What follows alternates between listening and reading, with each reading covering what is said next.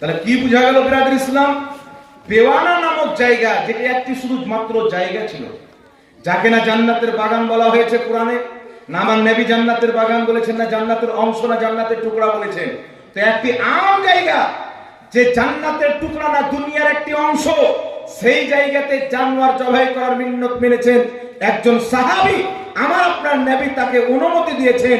সুতরাং এই হাদিস থেকে বোঝা গেল যে আল্লাহ ওয়ালাদের কবরকে আমার আল্লাহ কোরআন পাকে জান্নাতের বাগান বলেছেন। নবী তিরমিজির হাদিসে জান্নাতের বাগান বলেছেন। সুতরাং আল্লাহ ওয়ালাদের মাজারে গরু নিয়ে যাওয়া, খাসি নিয়ে যাওয়া, মুরগা নিয়ে যাওয়া নাজারানা স্বরূপ এটা শরীয়তের মধ্যে জায়েজ আছে। বলেন সুবহানাল্লাহ।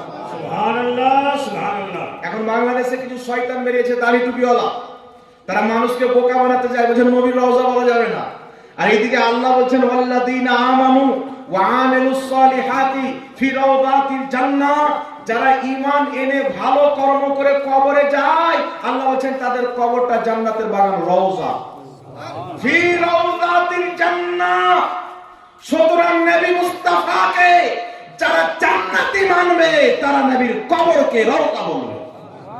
আল্লাহ ওয়ালাদেরকে যারা জান্নাতি মানবে তারা তাদের কবরকে রওজা বলবে।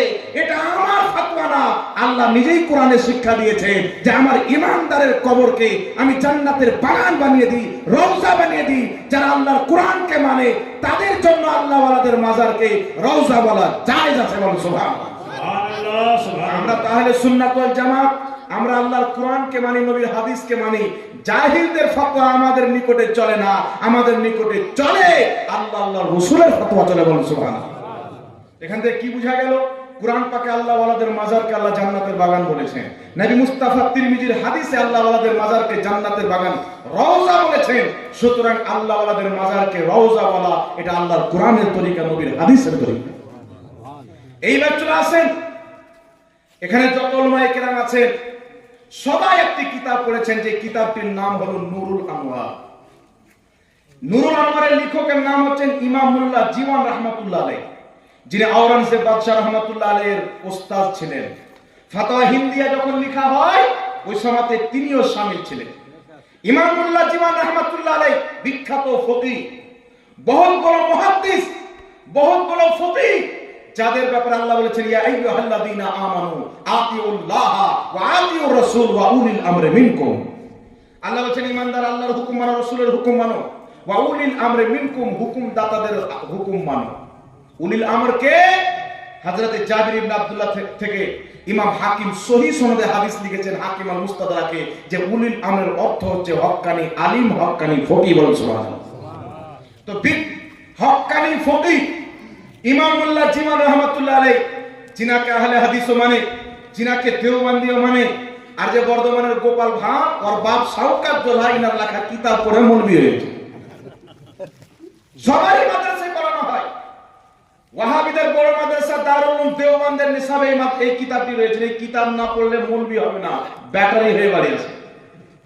ইমাম মোল্লা জীবন তিনি নিজের একটি কিতাব তাফসিরাতে আহমদিয়া দারুল উলুম দেওবন্দের ছাপ 46 নম্বর পৃষ্ঠার মধ্যে বলছেন যে মুসলমান যুগ যুগ থেকে আউলিয়া কেরামের মহব্বতে, পীর মাশায়েখদের মহব্বতে, তাদের দরবারে খাসি নিয়ে যায় মহব্বতে, নাজারানা স্বরূপ গরু নিয়ে যায়, ছাগল নিয়ে যায় ইসালে সাওয়াবকে কেন্দ্র করে। ইমাম মোল্লা জীবন বলছেন এটা হারাম না, ওয়া হালালুন তাইয়্যিবুন, এটা হালাল এবং পবিত্র। বলেন সুবহানাল্লাহ। সুবহানাল্লাহ, সুবহানাল্লাহ, সুবহানাল্লাহ। বাবা ঈমানদারদের জন্য পবিত্র, ঈমানদারদের জন্য পবিত্র। যাদের কিসমতে কাওয়া লেখা আছে, যাদের কিসমতে মন্দিরের প্রসাদ লেখা আছে, যারা বলে উটের পেশাব পান করা যায়, যারা কিতাবে লিখেছে যেইগুলো জীবজন্তুর মাংস খাওয়া হালাল, তাদের পেশাব পায়খানা হালাল, এটা কিসমতের ব্যাপার। গৌসে পাকের নামের মুরগা সুন্নিদের কপালে, মন্দিরের প্রসাদ তোমাদের কপালে। সুতরাং আবু দাউদ শরীফের হাদিস থেকে, তাফসিরাতে আহমদিয়ার ফুকাহায়ে কেরামের ফতোয়া থেকে স্পষ্ট প্রমাণ হয়ে গেল আল্লাহ ওয়ালাদের মাজারে খাসি নিয়ে যাওয়া, গরু নিয়ে যাওয়া, মুরগা নিয়ে যাওয়া, মুরগি নিয়ে যাওয়া জবাই তো আল্লাহরই নামে হবে, এটা হালাল এবং পবিত্র ফয়সালা আগেই হয়ে গেছেন। এখন যারা বলেন নাপাক, এদের জন্মটাই নাপাক আছে। ফতোয়া কাদের মানবে? কাদের ফতোয়া মানবে? ফোকাহায়ে কেরামের না ফতোয়া মানতে হবে বাবা? আল্লাহ সকলকে বুঝার তৌফিক দান করুক। তার কারণে নিজের পীর মাশায়েখের কবরে, রওজা মুবারকে আপনি যাবেন। আর শুধু তাই নয়, আরেকটি আপনাকে মাসলা ক্লিয়ার করে দিই, আল্লাহ ওয়ালাদের মাজারে আমরা কেন যাই? এটা কি সুন্নিদের বানানো আকীদা? এটা কি সুন্নিরা ঘর থেকে বানিয়েছে? আল্লাহ ওয়ালাদের মাজারে আমরা কেন যাই?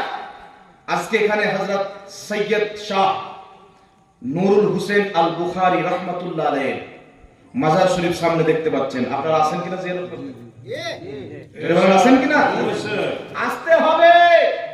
কারণ শুনেন, আমার আপনার নবী বলেছেন তিরমিজিতে হাদিস, আমার উম্মতের মধ্যে 73টি ফিরকা হবে, কুল্লুহুম ফিন্নার, সবাই জাহান্নামে যাবে ইল্লা মিল্লাতান ওয়াহিদা, একটি ফিরকা জান্নাতে যাবে, মা আনা আলিহি ওয়া আসহাবি, যে আমার তরিকাতে চলবে, আমার সাহাবার তরিকাতে চলবে।